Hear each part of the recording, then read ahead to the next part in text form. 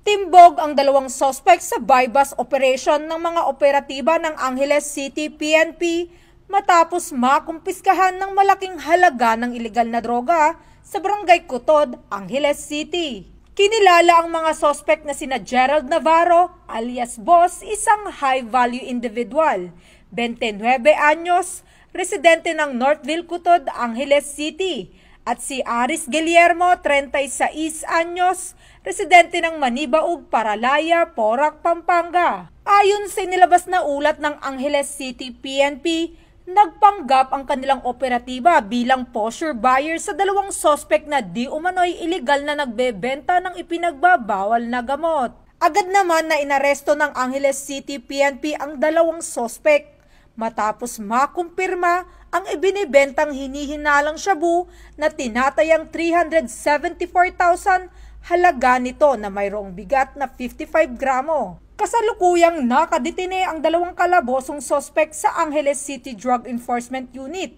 at inihahanda ng mga otoridad ang mga kaukulang dokumento at ebidensya upang sampahan ng kaso ang mga naarestong suspect. Nahaharap ang mga ito sa kasong paglabag sa RA 9165 o Comprehensive Dangerous Drugs Act of 2002. Ang buong pagsisikap na pinamunuan ni Police Colonel Amado M. Mendoza Jr., City Director ng Angeles City Police Office, katuwang ang kanyang mga tauhan sa pagpapatupad ng batas. Patuloy ang Angeles City PNP sa kanilang kampanya laban sa ilegal na droga, na kung saan nagpapakita ng dedikasyon sa kanilang sinumpaang tungkulin at maayos na pagpapatupad ng batas. Mula dito sa City of San Fernando, Pampanga, ang inyong PNN Correspondent, Police Corporal Giselle V. Rivera, alagad ng batas, tagataguyod ng Balitang Pulis.